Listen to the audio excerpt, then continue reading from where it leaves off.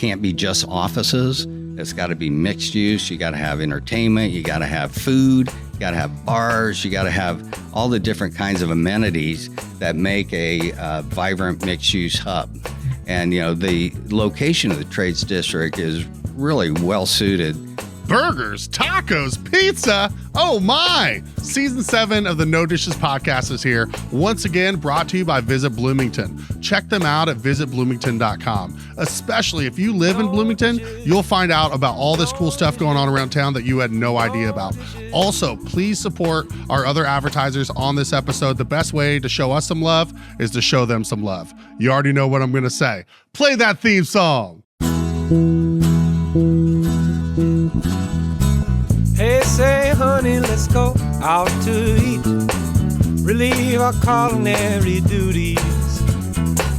With all these restaurants to sweep us off our feet, they're bound to turn us into foodies. No dishes, no dishes, no dishes. We'll have a bottle of wine for lights and have a good time. No dishes. No dishes.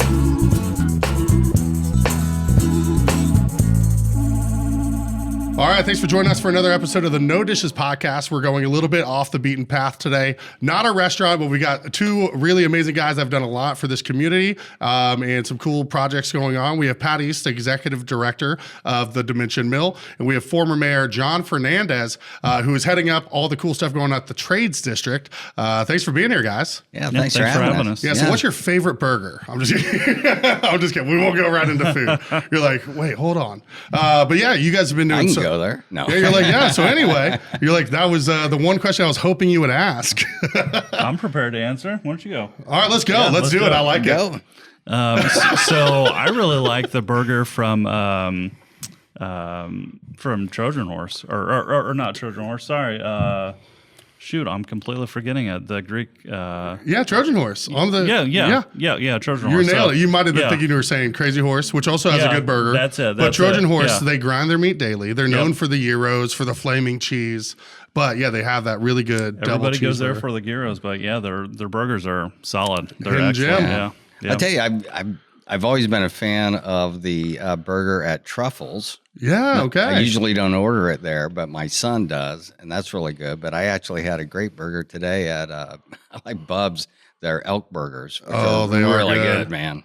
Yeah, I grew up with Bub's in Carmel, and then when I moved down here, I think they opened it up around. I was like, oh, cool! I just can't escape it. Those elk burgers are so good. I finally tried doing the Big Ugly for the first time. Did you win the challenge? Yeah. Well, so here's the thing. I went by myself, and I was just hungry on like a Sunday. And so I just said, I'm going to order this. And if it happens to happen, cool. But I'm not going to like ruin the rest of my day, making myself uncomfortably full, Yeah. So I made it about 3/4 of the way through. Maybe could have powered through, but I'm just like, I'm happy. I'm content. It was a delicious burger. Yeah. I'm going to go enjoy the rest of my Sunday and not be miserable. That's a smart decision. Yeah. It's one of the few that I've ever made. So well, let's get down. We'll come back to all the food stuff too. Let's first start with Dimension Milk and kind of what it is and how long you guys have been around, how it got started. Yeah, the short version of Dimension Mill is we are an entrepreneurship center. We started off as a co-working space 6 years ago. We launched in 2018 and have kind of pivoted and evolved into an entrepreneurship center. So what that means is we help folks start and grow their tech startups, their tech businesses. It's a public-private partnership between the city of Bloomington, who owns the building, financed the renovation, and Dimension Mill Inc., which is the 501c3 nonprofit that I run, that John also works for now. Yeah. Also, I can't believe it's only been 6 years, because I feel like you guys have done so much and are such an integral part of the community that I was like, oh man, it's only been 6 years. It is very gratifying to hear people say, hey, I don't really understand what Bloomington might be like without the mill. It's only been 6 years, but it feels like you've made a pretty big impact already. So yeah, that's really gratifying to hear. Absolutely. Yeah. And you guys have quite a few members because you can sign up for a membership. It's still a co-working space. It is. Right? It is, yeah. How many members do you guys currently have? So we have about 350 members. We have folks that come in on a daily basis, a weekly basis. Sometimes folks just come in once a month. It really depends on whatever kind of suits their particular lifestyle in this remote work world that COVID has kind of accelerated us into. Some people work from home exclusively. Some people work from the mill exclusively. Some people work from coffee shops still, or they do a little bit of, they do a mix of all three. And so we try to accommodate all those folks. But we do have 350 members. We have co-working there, plus a bunch of other programs. But co-working is kind of the way that the general public really accesses the mill and what we're known for. Yeah, 350 people is no small feat in a city of 80,000. I feel like that's still a lot. It is. It is. When most people have offices or home offices, or so kudos. That's awesome. Thanks.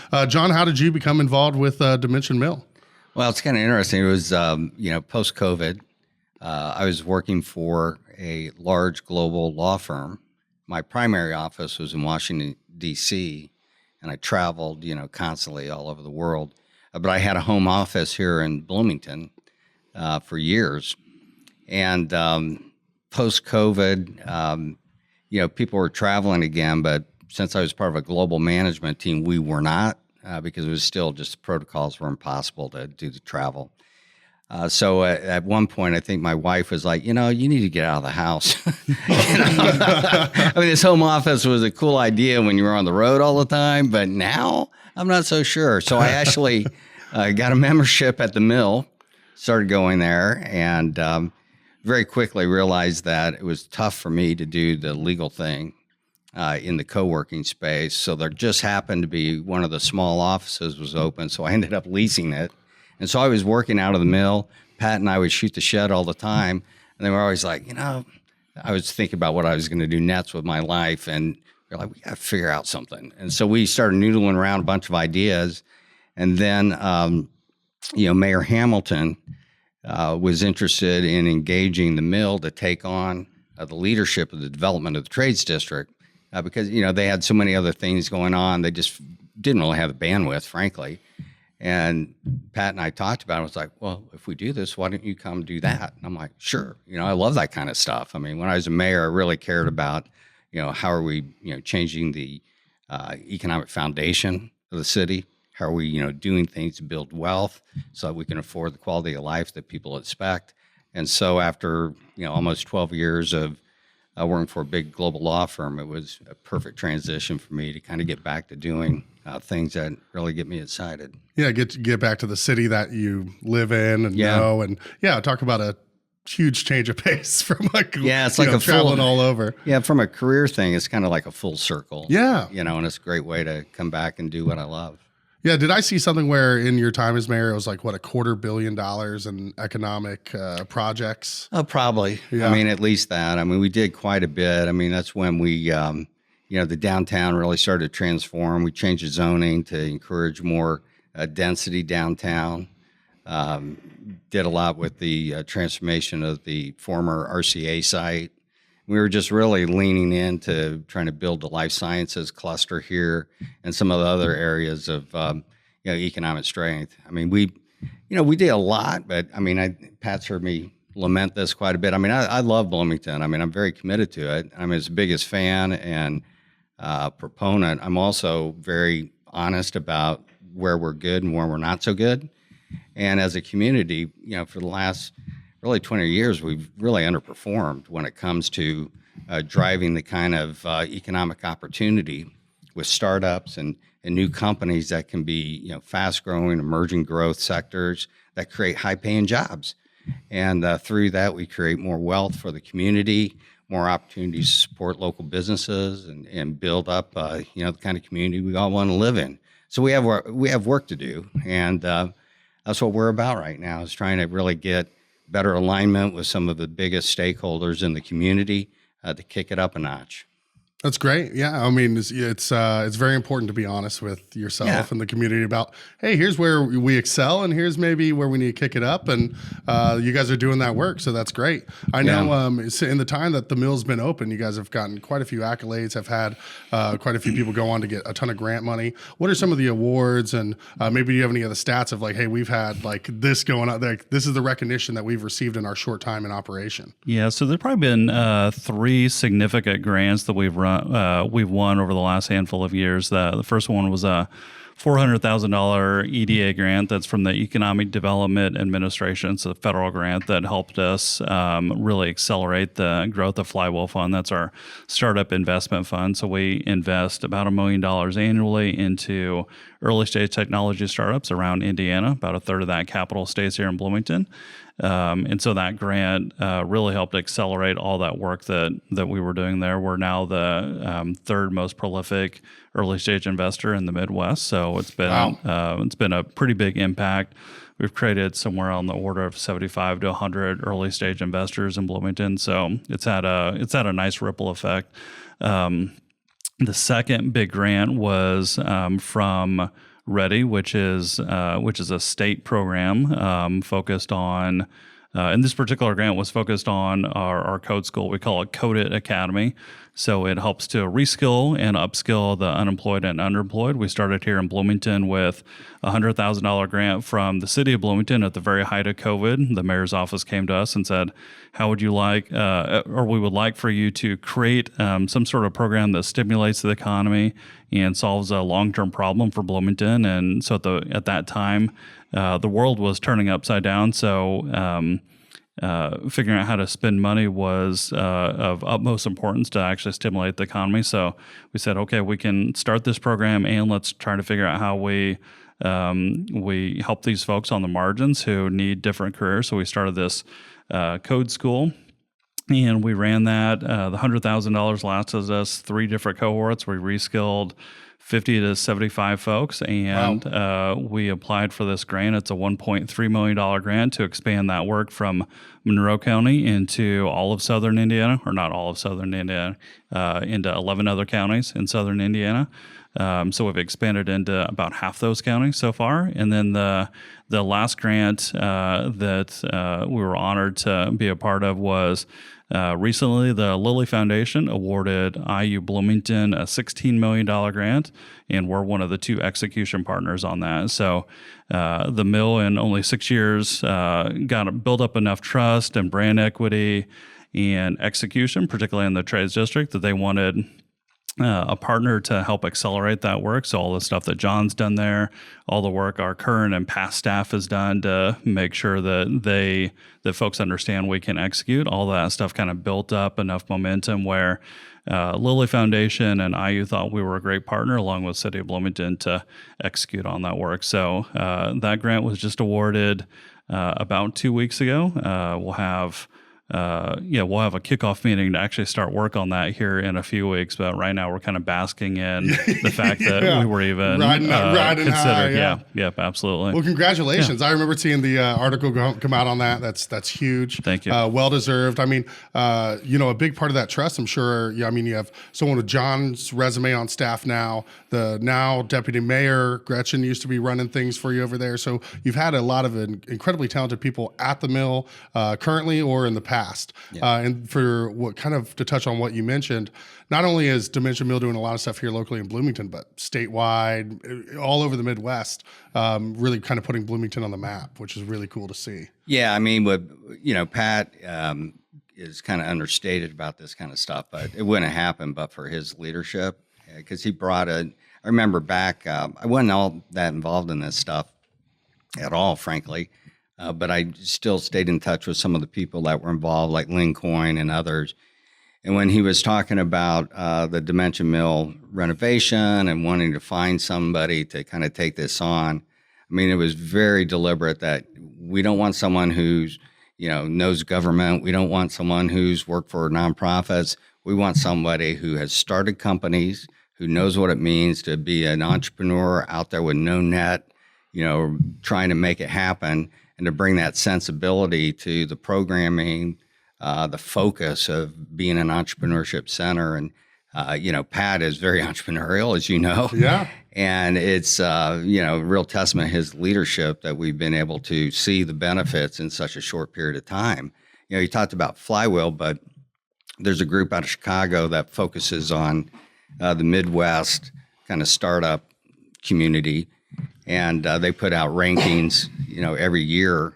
And Bloomington just really outperforms any community of our size.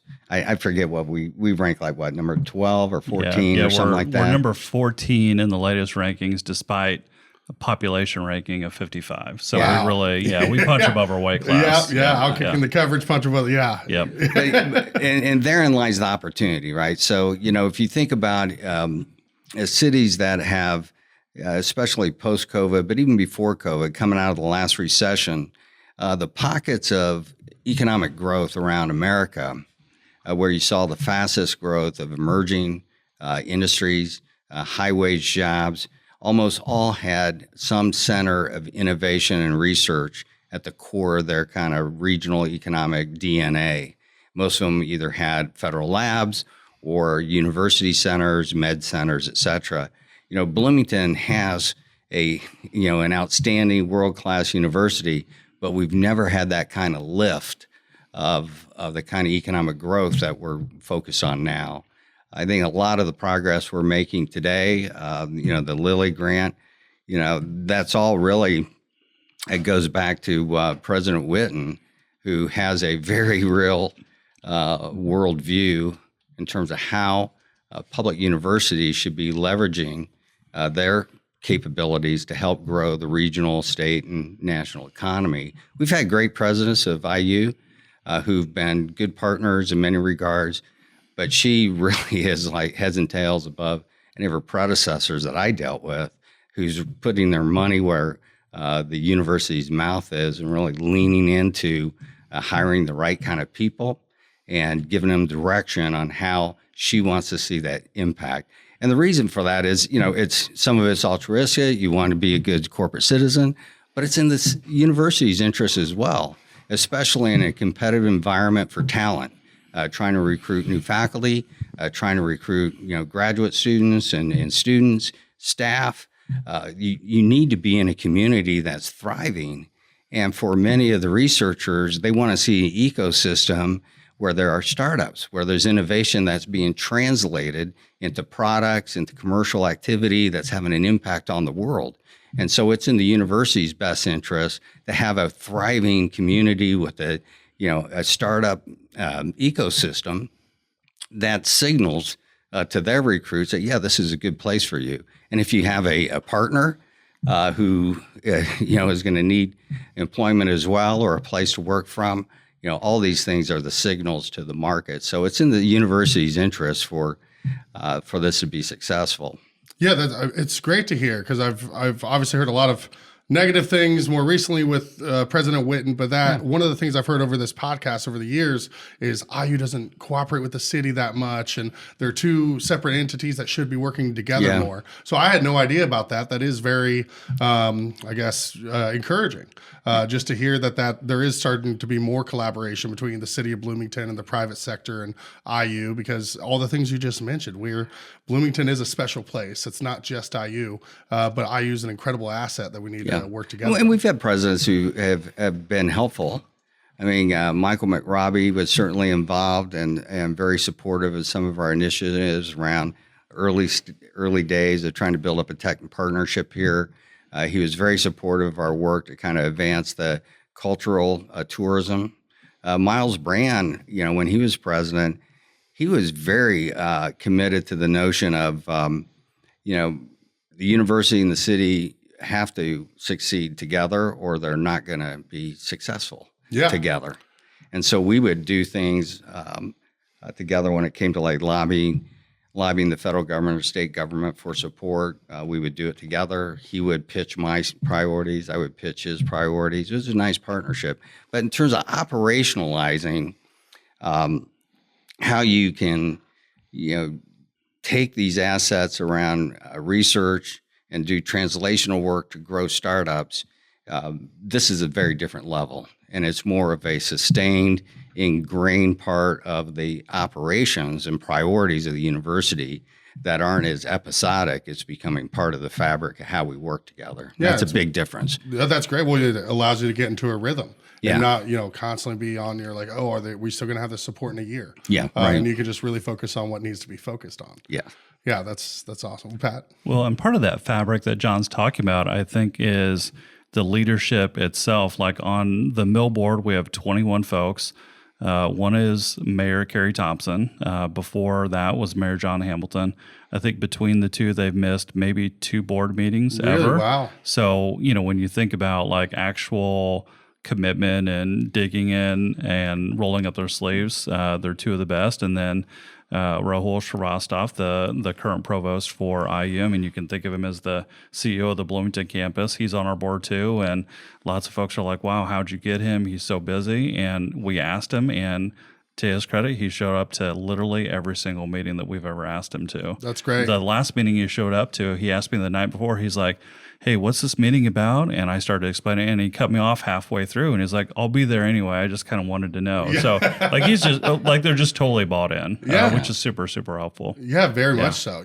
How much are you paying for your restaurant's business insurance? What's affordable for your needs? What does your agent do for you that isn't just policy writing? Tony Brown with First Insurance Group has a keen eye for the policies all restaurant owners and operators would love to have. Tony provides risk management and other HR resources free of charge as your agent. Tony has no waiting period for loss of business coverage starting from day 1, minute 1, unlike other carriers' 72-hour waiting period. Tony has no audit for liquor liability and general liability, saving you time so you can focus on running your restaurant. And Tony's insurance carrier is the preferred vendor of choice for the Indiana Restaurant and Lodging Association. Call or text Tony Brown with First Insurance Group today, 812-327-2321. Set up a free review of your current policy and see how Tony can help you protect your largest investment, your business. 812-327-2321. So what is the grand vision for the Trades District, and what are you guys trying to really accomplish? Well, we're trying to build is a distinct neighborhood innovation hub that connects talent to opportunity, that attracts and retains, a demographic that we're losing, frankly, in Bloomington. We have a population decline that we don't talk about much, but we should. And the biggest driver of our decline in population over the last 3 years are the folks who are like 25 to 40. Yeah, I mean, young dramatic losses. And so we've got to turn that around, or you don't have a sustainable community. But for that group, you need to have like a defined space that's unique, that's, signals that this is a place for you. I mean, I graduated from IU, a gazillion years ago, and you age out of Kirkwood Avenue pretty quickly. Yeah. Oh, yeah. And so you need to have a place that, is conducive to that demographic. But to do it, it's got to be a mixed use, vibrant environment. It's got to feel energetic. It can't be just offices. It's got to be mixed use. You got to have entertainment. You got to have food. You got to have bars. You got to have all the different kinds of amenities that make a vibrant mixed-use hub. And, the location of the Trades District is really well-suited to, it's part of the downtown, but it's got its own kind of identity that we're trying to build. You have great proximity to I-69 if you need to go north, or, in many ways south to Westgate, where we have a lot of partnerships with our friends at Crane. It's just really primed to be that, but you got to build it up so it has its own kind of unique brand and identity, that it becomes known as a central part of the community. And that's what we're gunning for. That's great. I know they got the parking garage up, the kiln just north. Yeah. That's is Trotsky spearheading, Mike Trotsky spearheading Trotsky that and part? Whistler Yeah, and Don those guys. Weiler Yeah. and Sean Yurton. Yeah. We'll have to Yeah, get Bob Trotsky Costello. and Whistler on at some point. Yeah, absolutely. And then the other building that's being built right now is the Forge. Is that Yes. correct? Okay, so what's the purpose of the kiln? What's the purpose of the Forge? And then is it the plan maybe a boutique hotel for that last plot? There are other plots, but Okay. the mill is like the center of all of this activity that connects everything. So the kiln is privately held. There's what they call a coalition of a collective of entrepreneurs who bought that building, and it's going to be all private offices except for the end cap. That's going to be Soma's new location. Okay. Which would be great. Yeah. It's another one of those amenities that you got to have in a neighborhood like ours. The Forge is a mixed-use office building. In many ways, it's a spec office building, which Bloomington has never had, but it's a Class A, 22,000 square foot office building. It's going to be the nicest office space in the city by far, and that's really geared towards attracting, targeted companies in our kind of core strengths in the tech area that are either emerging growth or more mature companies. But we're being very deliberate about who we're recruiting for that building, because everybody that comes into the neighborhood needs to be like a mindset of, I'm becoming part of this community. So I'm an asset that can help partner with programming at the mill to help the net startups get into certain sectors, different kinds of subject matter expertise. So it's really about that community that makes young entrepreneurs feel like this is a good place for them to give it a go, because there's going to be a community of interest that can support and help them be successful. You mentioned the hotel. That's the net's big development. That's going to take about 1.5 acres. So it'll wrap around the Forge. Probably. So it'll be on the south side of Maker's Way? Yes. Okay, cool. Yes. All right. So there's a lot that runs north and south between Makers and 10th, and then it wraps around at the corner of Madison and 10th. And so that'll be a little bit more space for them, but probably going to be about 150 to 170 rooms, full service, nice soft brand hotel that'll include restaurant, bar, Rooftop bar, not just a bar. There we Rooftop go. bar. What graduates set out for, and then we're too close to It's not a church. requirement, but it is a aspiration. And then after that, there's still 4 more acres of undeveloped land that we hope can really bring the mix that we want. And that is the plot between Madison and Rogers, Maker Way and 11th?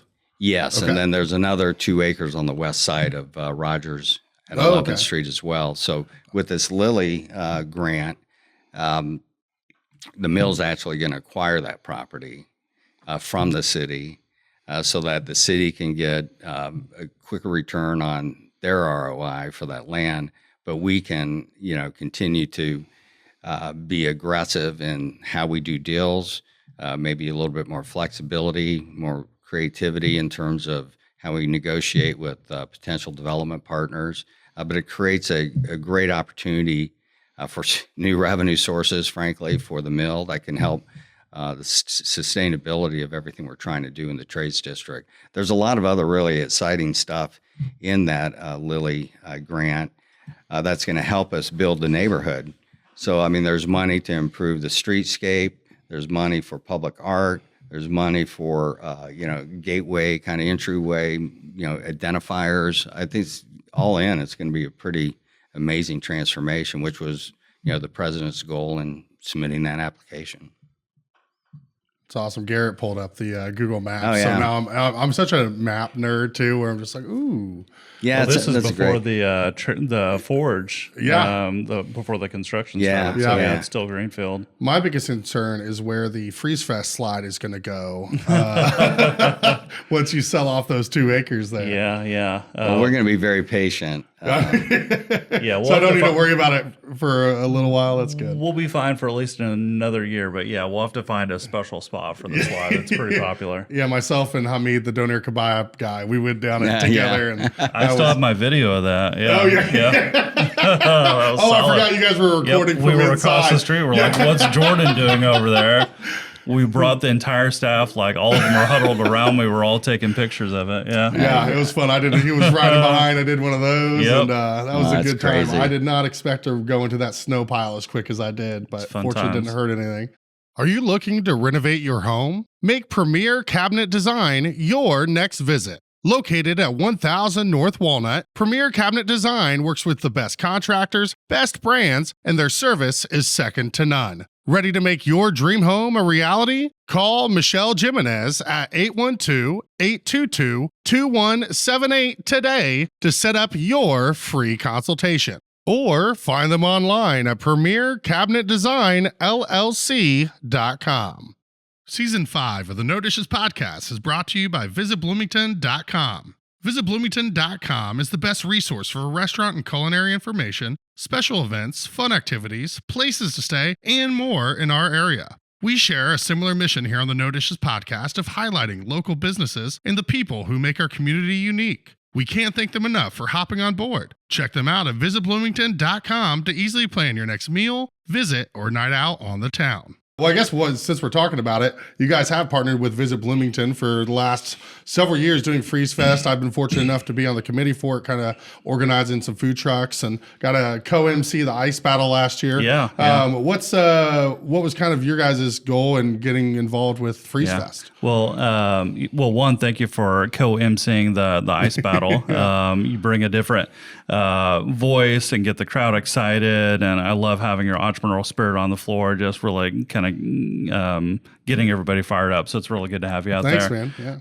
Yeah. We started Freeze Fest 3 or 4 years ago. Gosh, what year are we in? We skipped 2021 because of COVID, but I think we've been going at it for a handful of years now. The way it got started was Pete Yonkman, who's the president of Cook and used to be on our board, came to me one day and said, "Hey, we need something in Bloomington. We need an event in between Christmas and spring break, because all we do is we literally just bide our time until spring break. We need something." And I said, "All right, boss, thanks for the direction. Let me figure it out." Yeah. And I was brainstorming with one of my buddies, Jason Whitney, who's the chief venture officer for IU.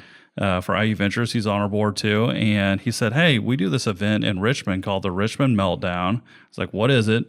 And it's this ice festival they do. They bring in a semi-truckload of ice. So we do that in Bloomington. Well, they bring in 10 world-class ice carvers. So we bring in 10 world-class ice carvers. And they sculpt these pieces of artwork throughout the week. And these folks are true artists. Like, it's a lot of fun to watch them insane, with all their blow torches, their chainsaws. They have all these custom-made tools. We'll do an event once a year, every year during Freeze Fest, where it's Ask the Carvers, and we get to hear about all their backgrounds. They started off in culinary school, a lot of them, and a part of their curriculum is they carve ice. And some of them thought, "Hey, I want to do this on a full-time basis." Yeah, forget cooking. The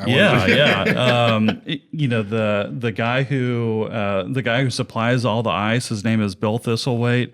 He runs the one in Richmond, but before that, he used to be the head groundskeeper at Notre Dame. So this guy knows how to make things look beautiful, and so he runs everything. His son is one of the ice carvers. They've got a bunch of other folks that come in, and Visit Bloomington has been a huge supporter. And Mike McAfee and the team over there do a great job partnering with the mill. Cook Medical is a big sponsor of ours. My wife and I support the event, and it's just a really cool thing that hopefully Bloomington is starting to look forward to on a regular basis. Last year, the last thing I'll say is one thing that we introduced was through Hoosiers for Good, the NIL collective. We got Khalil Ware and Sydney Parrish. We got them to come out, and they posed next to their life-size statues that was of so them. cool. Yeah. So that was cool to get on social media and get all the attention from them, but just have two really cool IU stars out there and really bring a lot more attention to to both those teams, but also to Freeze Fest. Yeah, I saw when Garrett was going through this highlight video earlier, the one is Sydney, and there she is Yep, there taking a she video of her own. And then I think this last year had to have been the best one yet. It also added the ice skating Ice rink, skating, We had an ice yeah. skating which rink, was yeah. like nuts. I don't think in the 15 years I've been in Bloomington, there's ever been an outdoor ice skating rink. Well, there was. Well, not since you were here, but Okay. back in the old days, get out my rocking chair. We used to have an ice skating rink on top of what was then Register Garage at the corner of 6th and College.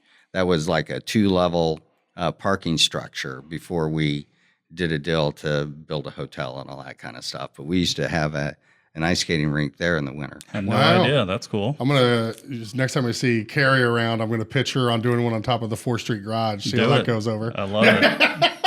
I don't think it's going to get very far, but that'd be awesome. Well, I do want to shout out Visit Bloomington. They're our main presenting sponsor. Actually had a hour and a half long meeting with Mike today, so that was fun to talk about a ton of different stuff. Huh? Probably do it at Switchyard Park. Oh yeah, absolutely. rink, yeah. Yeah, there's so much space over there. Yeah. We want to. I love Switchyard so much. We obviously host Food Truck Friday there every week, and we great. were at the mill before, Yep. which was nice. I think were we there for 2 full years? I think. You were there, yeah. You were there for 2 full years, and you really helped activate and bring a lot more attention to the area. So yeah, that was great to have all that energy and activity over there. It was Yeah. such a great partnership for the time that we had it, because we, started at the old Chocolate Mousse stand, moved Yeah. it to the church parking lot across from the police station, then went to the Herald Times. Herald Times was a little too far south, but it was really nice that we had that for a year. And they were like, where do we go?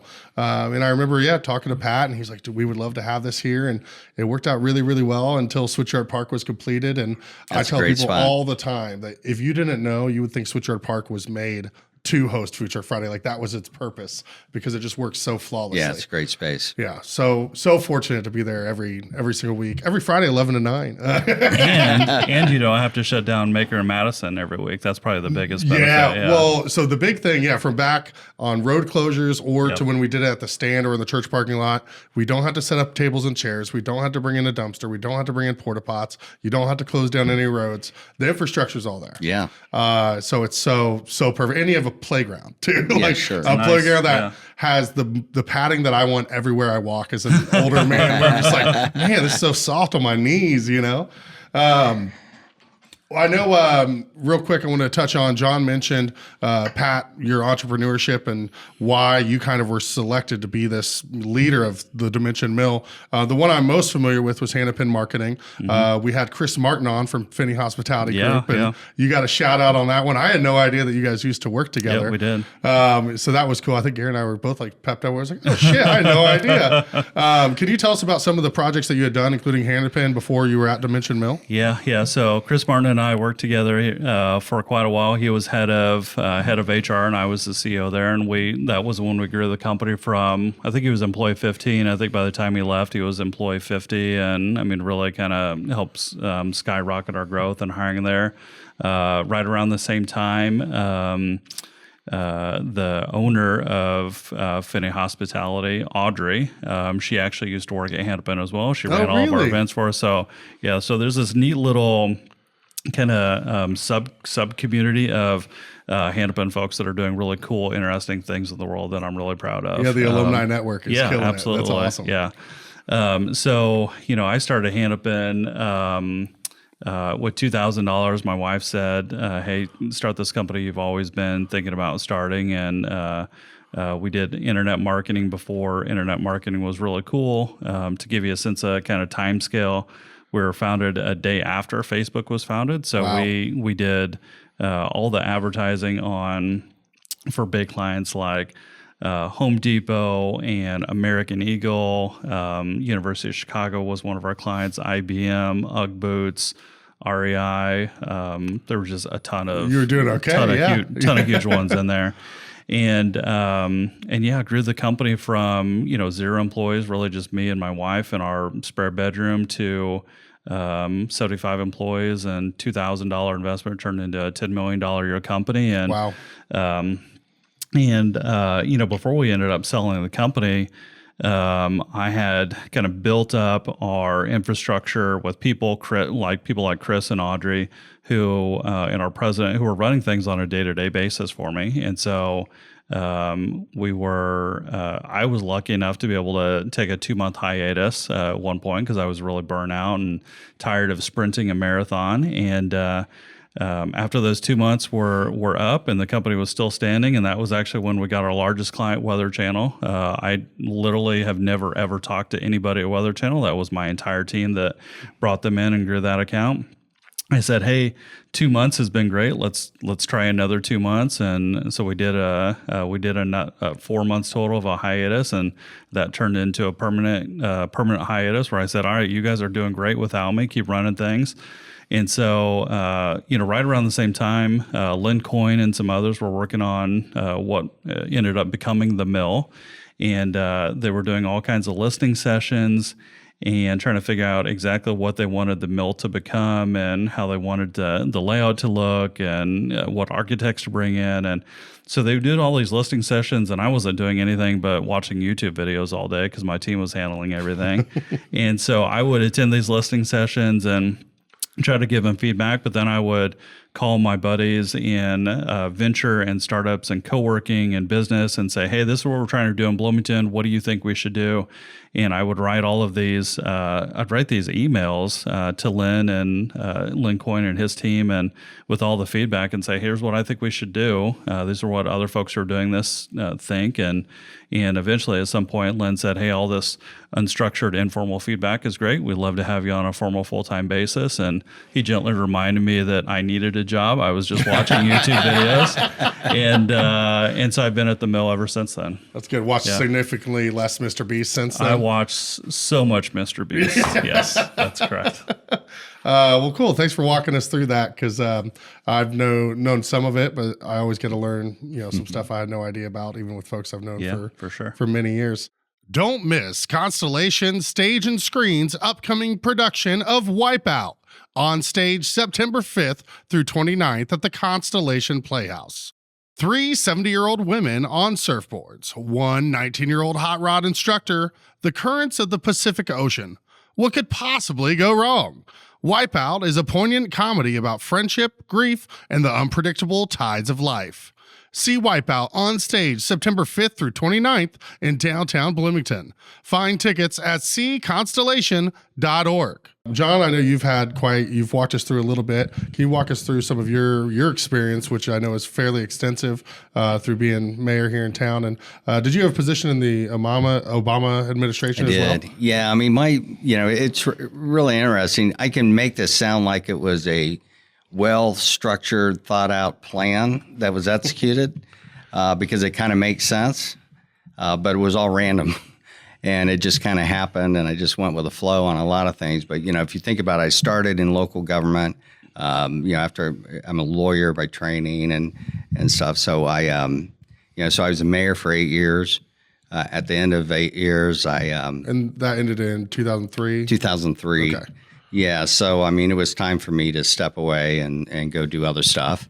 And so I went back into the private sector.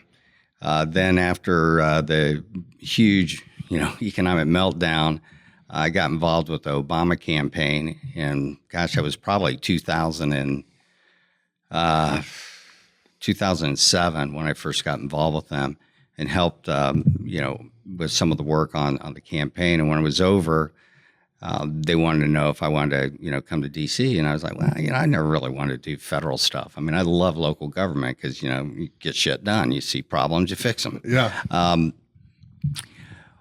So I told him if I would go, but only if I could run the Economic Development Administration, because that was something I felt like I knew a little bit about. I had been a customer, and I had some ideas on how to modernize it. And they were like, yeah, go do that. So I did, and it was a fantastic experience. So I went from local to national. Then I left the administration at the end of, really towards the end of the first term, and joined what's now Denton's, which is the largest law firm in the world. Wow. Helped grow it and did that for like I said, almost 12 years. And so I went from local to national to global, and we're doing all kinds of innovative stuff with the business model. We started a thing called Netzlaw Ventures, which was the first early stage investment fund focused on legal tech, which back then when we started Netzlaw Ventures, I was 20. The idea was in 2014. We launched in 2015. I mean, nobody was doing legal tech. Now it's a huge monster sector. So, I did all the international stuff. And then when our global chairman, who's a dear friend of mine, decided that he was going to step down at the end of 2022, I was like, well, this is a good time for me to think about something that's next. And that's when, I was hanging out at the mill, talked to Pat, did the full circle back to local to try and finish a job that we started 20 some years ago. Yeah. So, I mean, it sounds like it was like, oh, that's kind of a smart thing. Go, local, national, global, circle back around. Nah, it just kind of happened. Yeah. Like, I wish I could take credit for it. It just happened organically. Yeah, it did. And I've always tried to tell my kids, it's like, you just got to be ready when there's opportunities and prepare yourself to take advantage of them. And then, life takes care of itself. Yeah. Know when to move from the next thing. Yeah. Well, and this seemingly random career has benefited the mill and Bloomington and the trades district hugely. Like when we were looking for somebody to, I call it lovingly, to be the mayor of the trades district.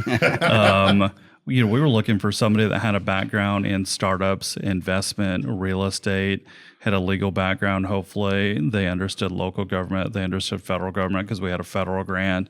And when you look at like the Venn diagram of all of that, like there's probably one person in Bloomington, maybe in all of the Midwest that fits, and that's John Fernandez. Yeah, you're out there thinking like, we're never going to find this person. Yep. And And there it worked out. Yeah. Yeah, that's awesome. Well, we're obviously in great hands between, I appreciate both of you sharing your backgrounds. And we have a good team too. Oh, I know. Well, again, I know great. you mentioned Jason, and he's always been great. I've gotten to know him from Freeze Fest and just being around the mill a little bit over the years, Food Truck Fridays, and a lot of really great people over there. I know we mentioned, Trotsky and Whistler, and your law comment, being involved with law, reminded me of Chocolate Moose alumni Sam Law, who I know has been done a lot of stuff over there at Dimension Mill with his clothing, selling to the IU athletes. Oh, yeah.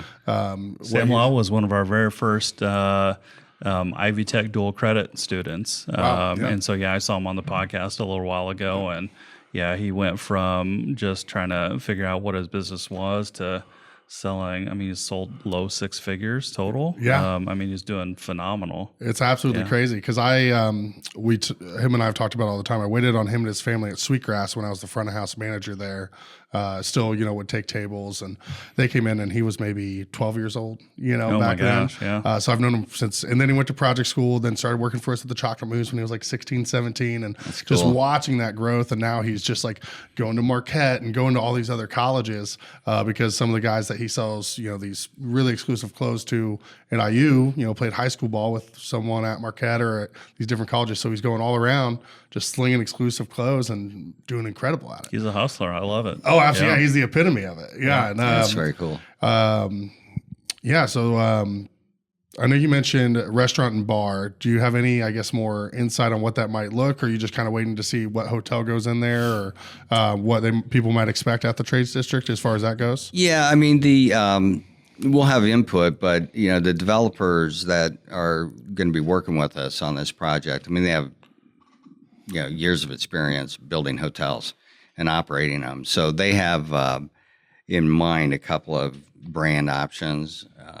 Until it's a done deal, it's not a done deal. But I would expect that it's most likely going to be a Marriott Tribute Hotel. So that's one of their soft brands, which is really great because it has to meet certain kind of standards in terms of being a premium product. And that means, having full service, having a real nice restaurant, having a good food service. But then you're riding on that incredible, reservation platform at Marriott. But you can call, you don't have to call it a Courtyard. You don't have to call it the JW or whatever. You can really bring a lot more creativity and, uniqueness to building a product that fits the market that you're trying to address. So if it's not, the Marriott brand, there are a couple, Hilton has their version of a soft brand. Indigo is another one that's part of a big, large group that has, so that's that soft brand product, but it'll be, I mean, you may be surprised, but I mean, there's not a single full service hotel in Bloomington, Indiana. Wow. I never thought about that. That's nuts. That is so crazy. People come here all the time and they're like, wow, I mean, you got a lot of hotels and sometimes they're really expensive, but you don't have where do I get room service? Yeah. I mean, so the market that we're targeting for the trades district is a little bit different. I mean, it is more, not just pure business travel, because I mean, a lot of those folks don't want to spend money, but folks who want to come to a nice facility, either for business or for entertainment, for all the things that are happening around here. But in the context of the trades district, what we've talked about, they're going to have some meeting space too, but to think about how we leverage a hotel like that with the Forge, with the mill and the event space to start bringing and kind of orchestrating connections and activity in a very deliberate way that bring people into the trades district, and it becomes that kind of hub. We do so much stuff with, our partners at Crane. Their people are here all the time, companies, company representatives, senior, officials in the government. They tend to stay in Bloomington because, there's just not options, further south. This could be a really great convening space for all kinds of industry-related activity, innovation-related activity. University, I mean, they have a hell of a network of folks who come back. If we have a space that can accommodate these kinds of targeted events, it's going to really help us supporting the startups and the kind of economic development that we want. That's so exciting. I wanted to circle back to the food and drink, since that is it's gonna be what awesome. we do. But you also mentioned the event space at the mill, which I've DJ'd a wedding at. There's been so many cool events you have. So I'm glad you brought that up. Can you tell us about what the space is, what you've hosted, if people can book it? Yeah.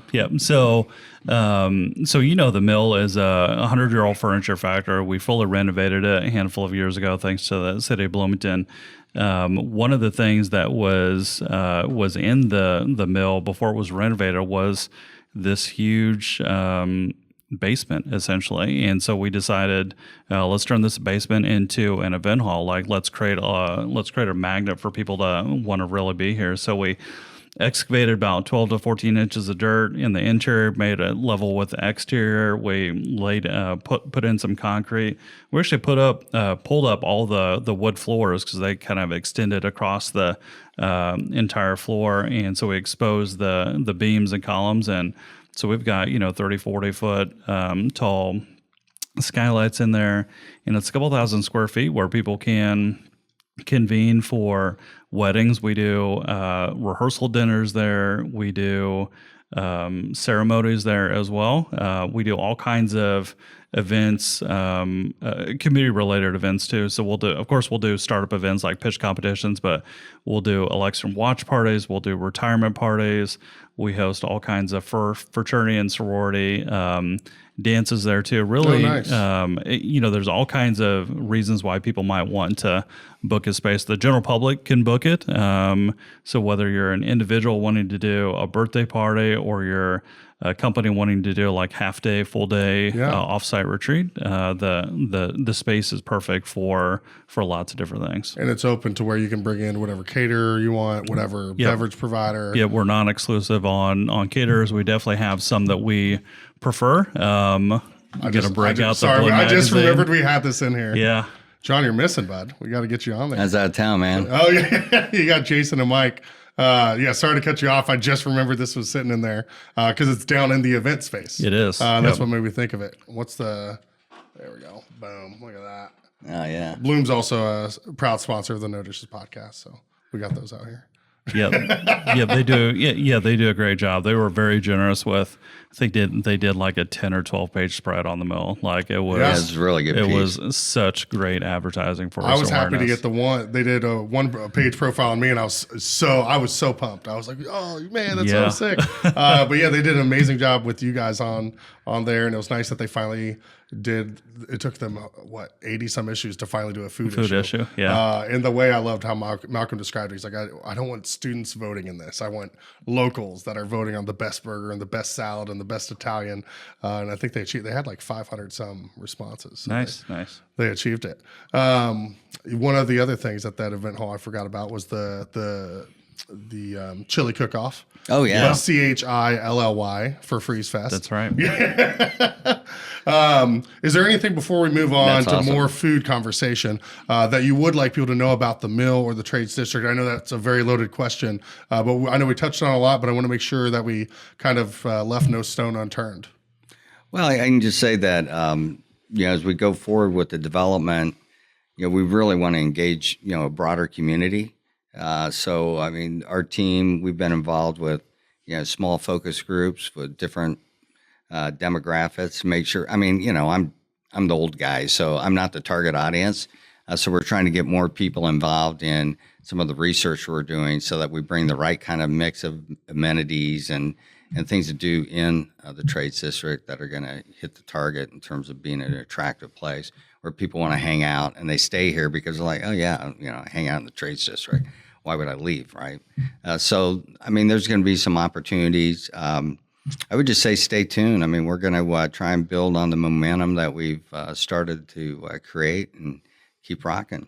Yeah, we're we recently, as a staff, in an organization, we recently revisited our mission, vision, values, and kind of recommitted to those. And one of our values is ambition. Like, we're just hugely ambitious. Like, we want more for Bloomington, and we have a group of board members and general supporters that really believe that the mill can affect a lot of change in Bloomington and help change the trajectory. And with great folks like John on staff and partners like City of Bloomington and IU, like, we really think that we can build a lot of the things that we all want to see here as residents, that we think other people are going to want. So, we decided that 4 years ago, we wanted an early stage technology investment fund. And so we decided to build that, and it's now one of the most prolific funds in the Midwest. And so there's all kinds of stuff like that we're kind of cooking up that we think folks in Bloomington want to see. I think they very much want to live here and grow here and thrive here, and we think the mill and the Trades District can help provide those things. Yeah, absolutely. When we had Mayor Thompson on before she started, she was the presumptive mayor. She had won the Democratic nomination, and I called her Carrie earlier. I should have said Mayor Thompson, but she mentioned behind affordable housing, the number 2 thing essentially was retention of young professionals. So to see you guys out there executing that is really cool, and appreciate you guys coming on to share about that. She's a huge supporter of what we're trying to do at the mill and the Trades District. So it's great to have a partner in the mayor's office. Yeah. Well, I think you said only missed 2 meetings. Oh yeah. I mean, there's a handful of entrepreneurship co-working spaces in the state. I say handful. There's probably 50 in the state. The top 2, in my humble opinion, are Launch Fishers and the mill. And when you look at all of those 50 around the state, the mayors of every city are on the boards of those 50.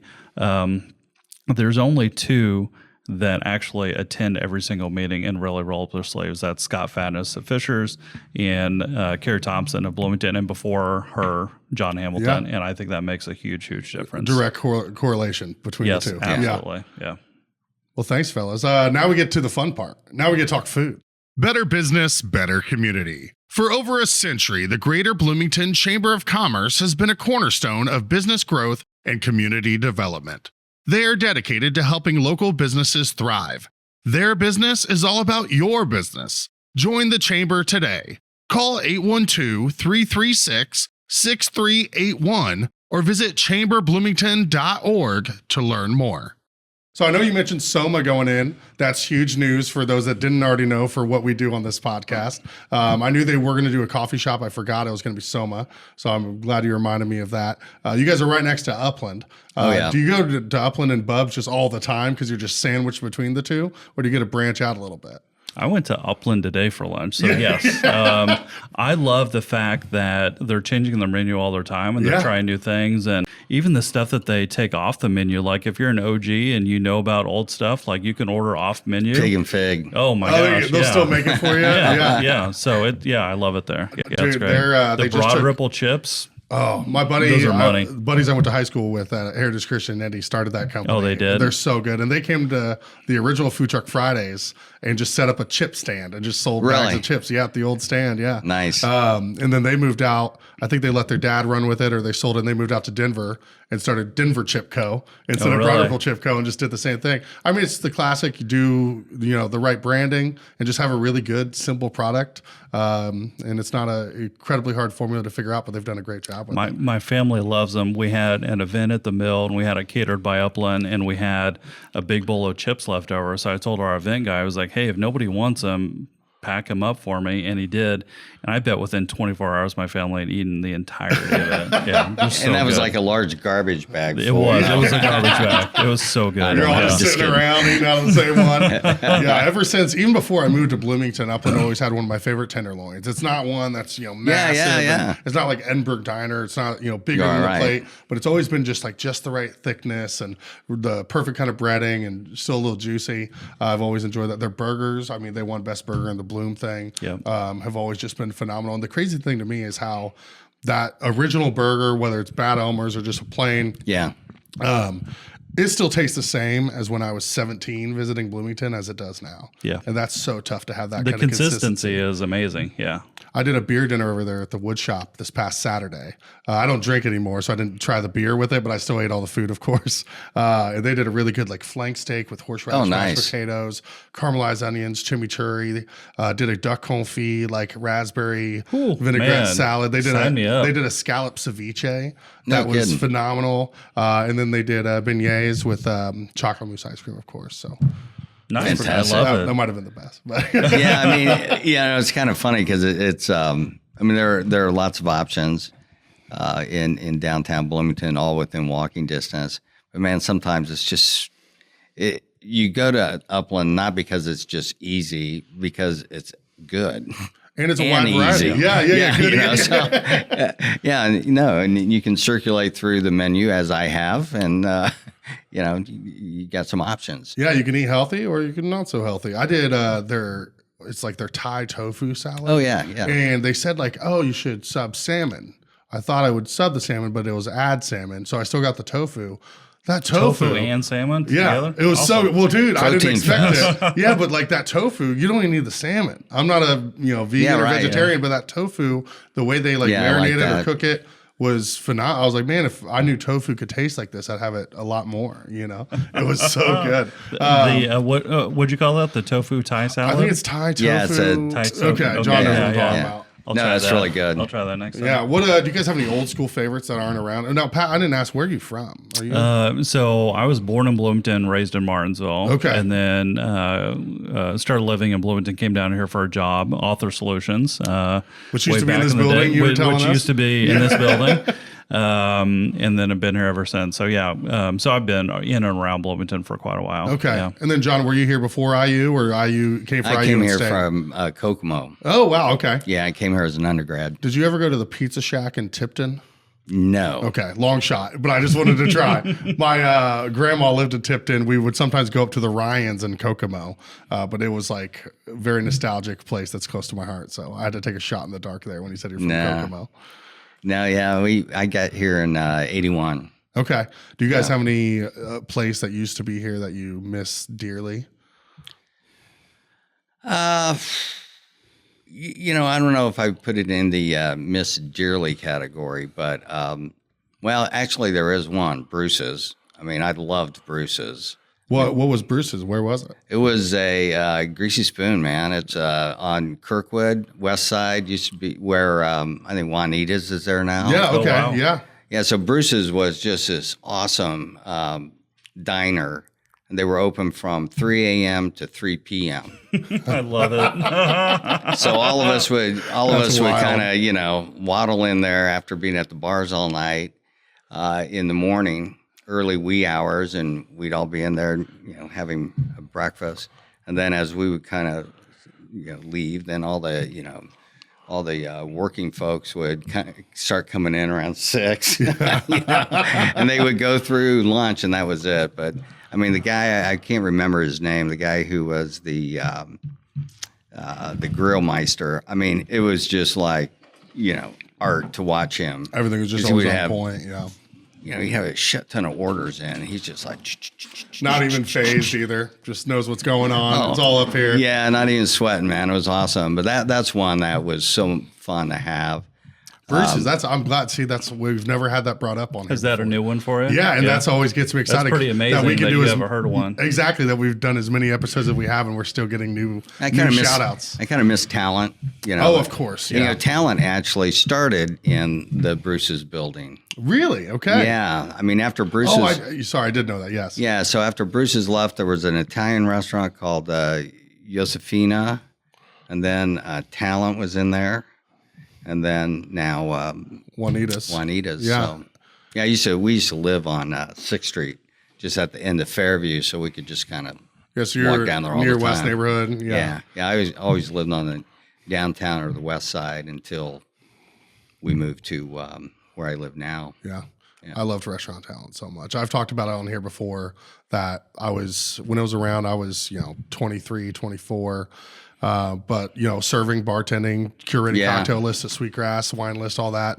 But I in looking back, it might have been disrespectful. I loved going to Talent, sitting at the bar top, but I'd be in basketball shorts, which might have been a dick move. I don't know. Or just it was disrespectful because they put all this work into the day. But I like to go and spend $120 on myself for dinner. Sitting at the bar there was great, man. Yeah, exactly. And I don't know. If you appreciate the food and your money's green, awesome. Great. Yeah, thank you. That's how I thought about it, because I just and just working in restaurants, same reason this got started. It's not because I've worked in restaurants since I was 15. It's because I spend so much money going out to eat, because I like to nerd out on how they do things. Yeah, no kidding. So you can just see the top level, oh, they're doing this. That's interesting. I never thought about that. Or why do they do this? You can learn so much watching someone like Dave and what they do.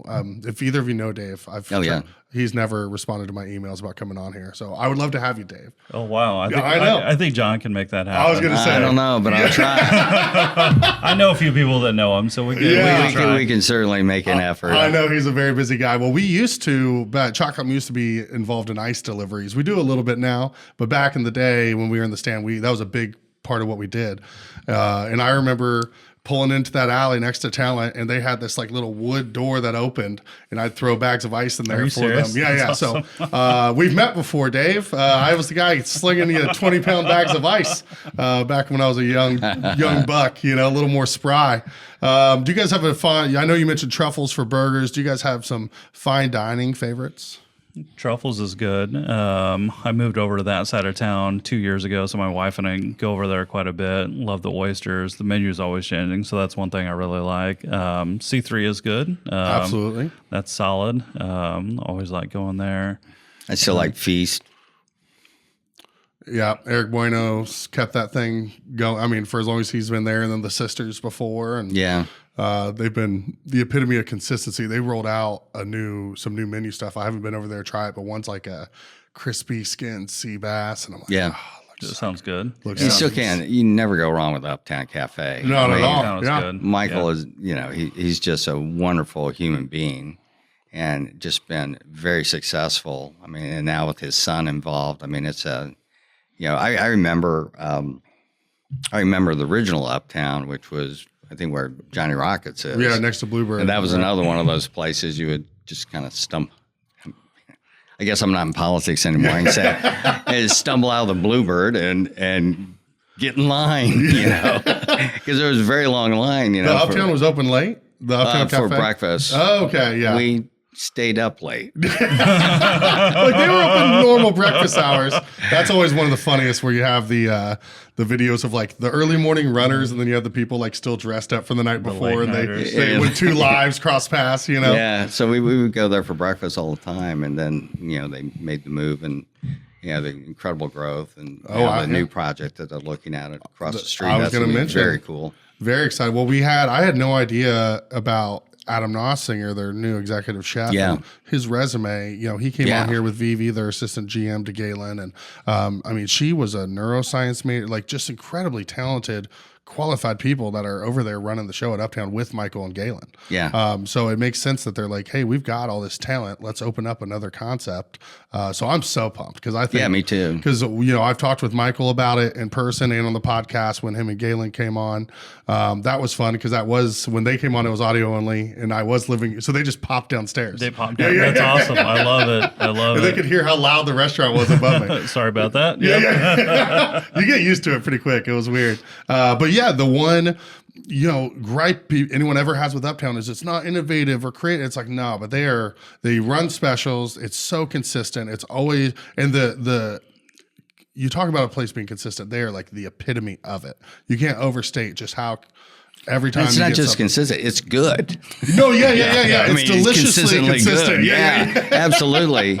And, they mix things up with some of their specials. Yeah. But I just think having the opportunity across the street to really just be like, okay, watch what we can do is going to be really cool. Because I've never been maybe quite so jacked about like restaurant work than when they came on and we're talking about working in a restaurant being a show and a production, and everyone just has their role and they all just work together, in unison. Yeah, you can tell. And, they've always had just really solid servers. They know the menu. They're good people. They're very professional. And when they did the expansion, that was awesome too. The bar area absolutely. It just great. really changed, some of the options there. Because I think before they did the expansion, it was still just beer and wine. Yeah, they didn't have the three-way. Yeah, And then they did the three-way, did the expansion. It's a wonderful meeting place. yeah. It's a great Well, I remember spot. being in there and Michael, before he ever knew who I was or anything, and just sitting at the bar, and he was sitting there and he introduced me to Kale Isla. I'm pronouncing it wrong, but the Scotch. And I was like, man, this is so good. So I ended up putting it on the Sweetgrass list because Michael introduced me to it. And it was just such an incredible single malt, Well, that place has a special place for me because, before they did the expansion, there's like a closet there now, but there used to be the stairs to the building above kind of came up, and there was like a cubby hole where they had like one table that was kind of hidden in this corner where the stairs came down. And when I was a mayor, my wife and I, whenever we go to Uptown, they'd always seat us in this little alcove. So nobody could see you. So the people couldn't see us when they were coming in. When they left, they could see us. But it really was great because, it's hard to go out with your family when you're in that kind of role because they're, people are nice, but they just want to, talk to you, right? Have some And they're opinions, not being assholes or anything, but, it's date night. Leave me alone. Trying to be, So it was really great. So we had this special little table that we'd always sit at. And then when we were finished, as we left, we could see people. But it was really cool. And they were always great about, making sure we had that table. And, so it's a lot of fond memories from that place. That sounds like something Michael would make sure to do for you. Yeah, that was great. They're I good know a people. couple other restaurants that have similar deals where they have those for, notable guests, so they can enjoy their meal. Yeah, if you're in that kind of role, you can't bitch about people wanting to talk to you. No, of course not. You know what you're getting yourself into. Yeah, exactly. But it is nice to be able to turn it off and just do your own thing. Yeah, it's not like you're ignoring people. You're just setting up maybe some guidelines. Yeah. Not a bad deal. I dig my wife. It's kind of fun to hang out with her too. Yeah. Yeah. Then, like you said, you can still hobnob on the way out. Exactly. The Bloomington Town Planner is a community calendar owned and published by local residents John and Sharon Martin. Mailed out to Bloomington homes in December of each year, it features school schedules and community events. And don't forget the coupons at the bottom of the calendar. They'll save you money and help you decide on the next restaurant or retailer to check out here in the Bloomington area. Town Planner also has an online calendar which can be found at townplanner.com. Make sure to sign up for their weekly e-newsletter so you can stay on top of all the fun events going on around town. All right, let's do you guys have any go-to pizza places here in town that are like the family favorites of the Fernandez or the East family? So we really like Da Vinci's, so we go there quite a bit. Pizza X is a big favorite on our house for delivery. So we get that quite a bit. My son used to work at Aver, so that was pretty dangerous for a little while because he'd bring home Cream and Crimson. That was our God. favorite. But Yeah, the It's great. entire family gained about 50 pounds combined probably it during was, that it was time. the most. That is awesome hangover breakfast. It was the most amazing and worst job he's ever had. But yeah, those are the ones we really like. Yeah, my sister worked at Panera for her first job, and they could bring back the leftover pastries. And I was never been so excited for a sibling to be in the workforce as when that was going on. Yeah, those are all good. I mean, when we have a chance, I still like to go into Mother Bear's. It is and nice get to it dine fresh in. out of the oven. That's like really good. I did that a couple years ago on the west side, which I still forget the west side exists because I just go to campus and I don't go. If I am on the west side, you're still just kind of, I don't know. It's tucked back in there, but I know they're super busy. It's amazing. Oh, yeah. So I'm so happy for Mark and that crew. But I remember, just the dining experience was awesome. I just appreciated the food as a product a little bit more. Yeah, delivery's great, obviously. It's convenient but the sauce as hell, tasted but like extra fresh and vibrant. when it comes right out of the oven onto your table, man, that is like rocking. Oh yeah, then those brownies. I'm getting hungry. Yeah, that's what we do here. This is what. It's dinner time. Let's go. All right, last thing. What is your favorite thing about Bloomington? You want to go first? You go first. I'm interested in hearing your answer. So my favorite thing about Bloomington, for some weird reason, I was thinking about this the other day. I'll have to try to see if I can re-articulate what I was thinking. So it's a lot of the connections, and it's a lot of the people. I mean, life is people, right? Like, and I feel like Bloomington is like that. And so I actually remember why I was thinking about this the other day. So my other favorite pizza place is Pizza Monkey. I don't know that they want to be like super publicized about this, but it's this former startup founder, this IU professor I know, and his wife, they make pizzas in their backyard. And they take all the money, or they instead of having people pay for the pizzas, they have them donate to a local charity. Wow! And they raise thousands of dollars for food related charities.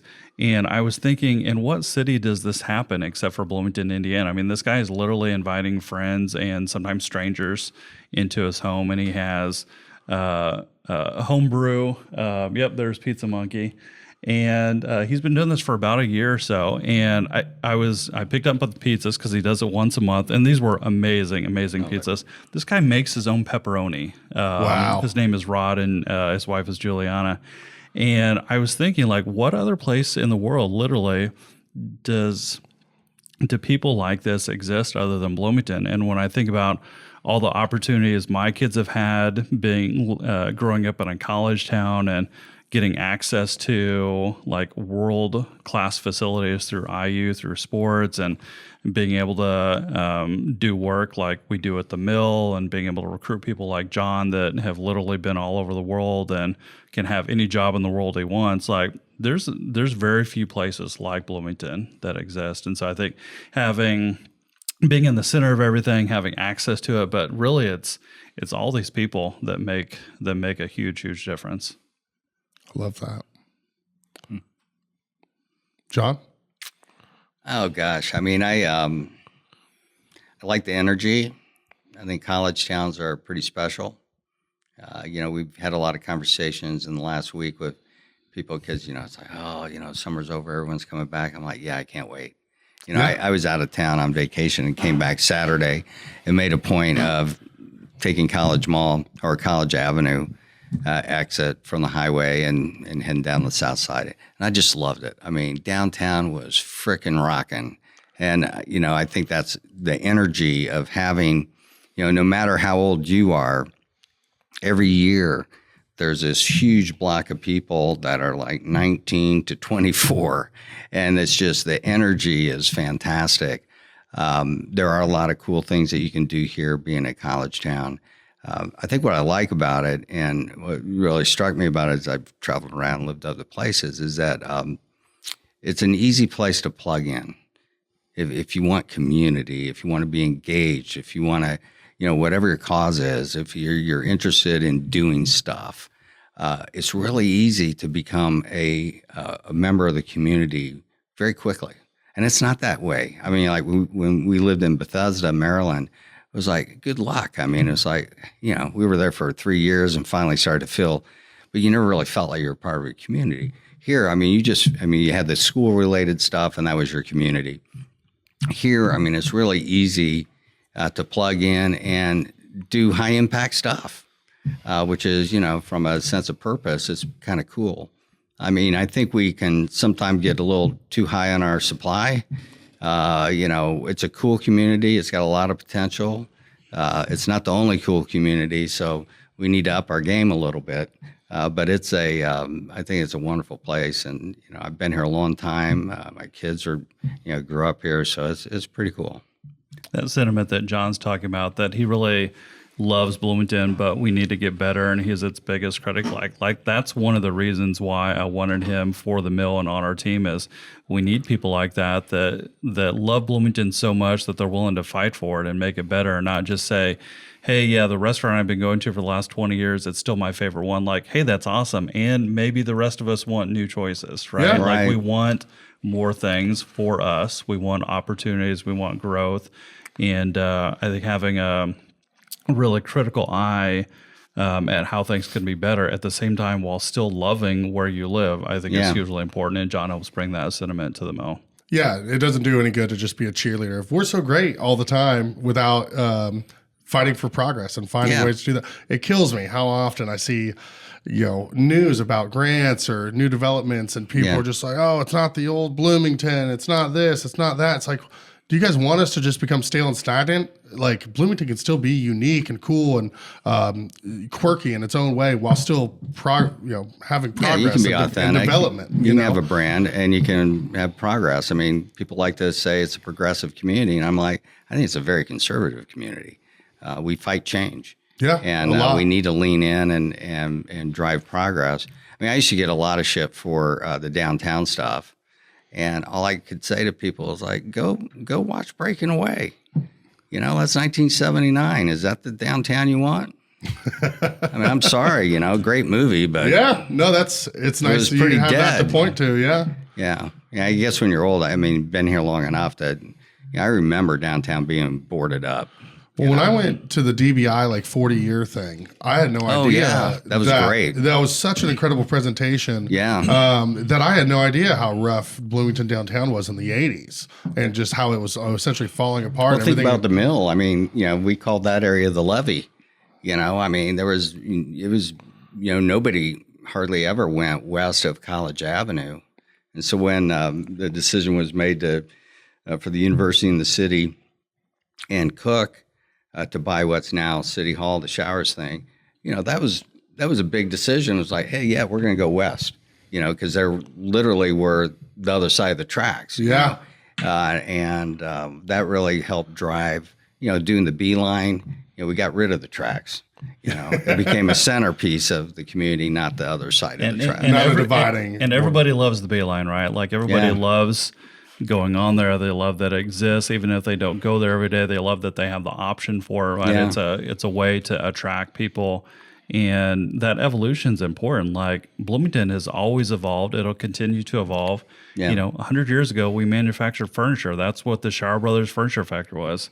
50 years ago, it was televisions and refrigerators. Well, those companies don't exist in Bloomington anymore, right? And so now we manufacture entrepreneurs, founders at the mill to figure out whatever the next big innovation and industry is going to be for Bloomington. And we need people that want to be along for that ride and want to grow and create opportunities for people in Bloomington. Yeah, progress is good. Growth is good. Like having the students here that's because there's a university here. It's like you said, there's the energy. It's vibrant. Like that's why I came down here in the first place. Right. Like why would I ever complain about that when that's the whole reason I came to Bloomington? Right. And then what's kept me here, I mean, you talked about the energy, you talked about the people. Those are the two big things for me, where the energy is just, it's fun. There's I go to downtown Indy or grew up in Carmel and they have their pros, but nothing matches the energy of a college town and all the other things Bloomington has going on. I grew up in Carmel since I was 4, lived in Broad Ripple for a year out of high school, and then I've been down here my whole adult life. And I've always wanted to live outside of Indiana. But what's kept me here has been the people. Like the people in Bloomington, that's why I can't envision myself ever moving, even though I'm like, man, I'd love to go live in Charleston or, you know what I mean? Yeah. But I'm like, no, I'm stuck here because the people are great, and it's really about who you know, and you have all these different opportunities to be involved and do cool shit. I don't know how else to put it. Yeah, you know? yeah, it is. All right, I appreciate you fellas. You Yep. guys are Yeah, awesome. thanks for having us We're in on. great hands, and thanks for taking the time to come on. Yep. Yeah, thank you. It's Thanks great. for having us on. Appreciate it. Cheers. There you go. You can't laugh, Carrot. All right, here we go. There you go, little fella. Oh, what another great episode. Thanks so much to Season 7 presenting sponsor, Visit Bloomington. Check them out. Visit Bloomington.com. As always, keep those hands dry. This episode of the No Dishes podcast was recorded, edited, and produced by Garrett Portinga of Green Hat Media in beautiful downtown Bloomington, Indiana.